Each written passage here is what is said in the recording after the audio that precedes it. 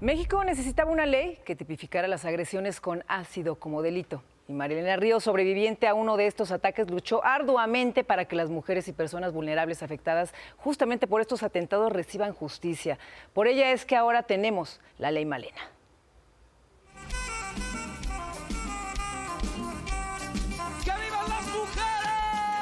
María Elena Ríos es reconocida en nuestro país por romperla en los escenarios y en la lucha por los derechos de las mujeres.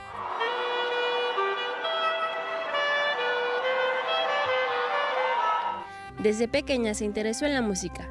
Ese gusto la llevó a querer aprender a tocar el saxofón. Al terminar su carrera como comunicóloga en la UNAM, decidió dedicarse de lleno a su instrumento favorito. Malena sobrevivió a un ataque con ácido en 2019. Su expareja, de quien recibía maltratos, mandó a un par de personas a que le arrojaran químicos cuando se encontraba fuera de su domicilio, lo que provocó quemaduras en el 70% de su cuerpo y casi su muerte. Después de varias cirugías, logró salir adelante.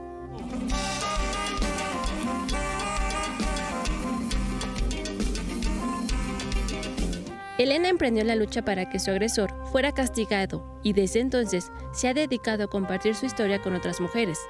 Gracias a su activismo, en febrero de este año, el Congreso de la Ciudad aprobó la llamada Ley Malena, en la que se reformó la ley de acceso de las mujeres a una vida libre de violencia para incluir el concepto de violencia ácida. Además, se reformó el Código Penal local para que quien ataque con sustancias químicas a otras personas sea castigado con penas de 8 y hasta 12 años de prisión. Malena está dejando una huella imborrable por sus logros en la lucha feminista en México. Imagen.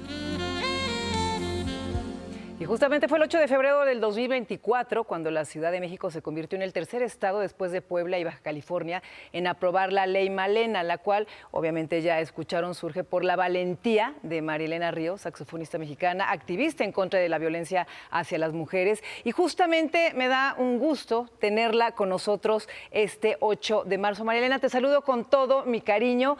La ley Malena es una realidad. ¿Cómo te sientes en este momento, el día de hoy? Buenos días, Moni. Pues me siento muy contenta, aunque no satisfecha, porque esta reforma tendría que, primero va atrasada. Es lamentable que se contemple más el interés sobre una situación electoral que la propia vida, ¿no?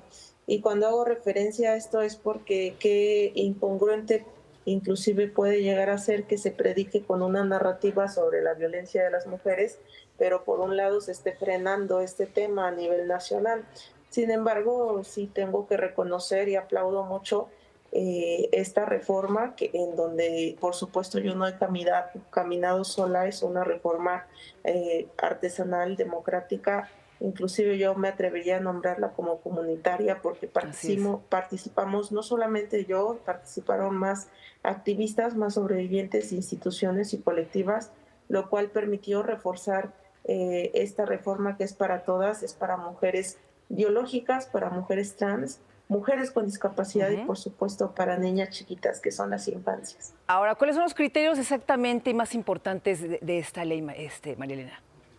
Bueno, lo importante es que antes no se reconocían este tipo de ataques como una forma de violencia, se reconocían vagamente como lesiones que tardan en sanar entre 15 y 20 días y eso es muy grave porque en realidad este tipo de violencia representa una de las violencias más extremas hacia una mujer, representa por supuesto el borrado de la mujer y se tenían que reformar dos leyes, ¿no?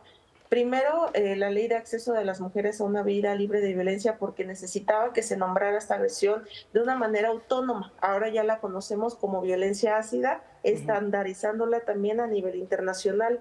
También se amplía el concepto. ¿Qué quiere decir con esto? Que no solamente se va a castigar lo que tenga que ver con los tipos de ácido. En mi caso me aventaron aproximadamente poco más de 2 litros de ácido sulfúrico 98% puro, otras compañeras las han agredido, por ejemplo, con ácido clorhídrico, sino que también abraza otro tipo de sustancias químicas corrosivas, tóxicas, inflamables o irritantes, como lo puede ser el agua caliente, el aceite caliente, la gasolina, el alcohol, el diésel. Hay un caso en Nayarit de cola loca, en donde el agresor le amarra a la víctima y le desgracia los ojos, ¿no? Con cola loca. Entonces, todas estas sustancias se van a englobar. En Veracruz hay una compañera que quemaron con sosa cáustica, etcétera, ¿no?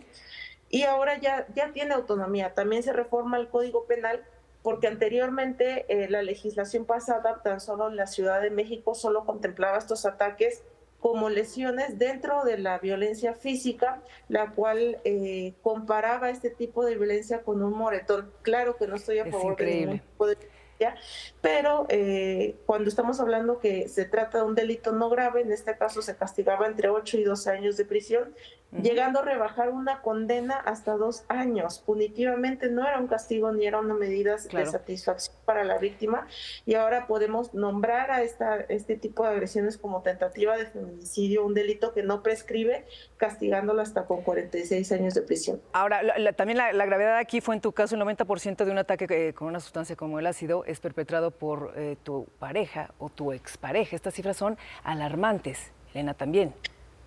Así es, porque, bueno, en mi caso son 5 agresores, 2 agresores intelectuales, 3 materiales, 4 fueron vinculados en su proceso, en su momento proceso. A uno de ellos me lo mataron porque era conveniente para el agresor intelectual, ya conocido Juan Antonio Vera Carrizal, y pues otro sigue prófugo de la justicia desde hace más de 4 años y medio, de nombre Juan Antonio Vera Hernández. De pronto hay una confusión porque son papá e hijo, se parecen físicamente, el apellido es muy similar, pero pues mi situación jurídica no ha cambiado mucho. Hemos ganado muchas batallas al lado de mi abogada Diana Cristal González Obregón, pero no hemos ganado la guerra. ¿Cómo es posible que un 98% de los casos seguimos en la impunidad? El 95% de las agresiones provienen de la expareja o pareja sentimental. Entonces, claramente es una agresión, un delito en razón de nuestro género, y se tiene que castigar con la perspectiva adecuada. No lesiones, no tentativa de homicidio, porque no somos hombres, nos están quemando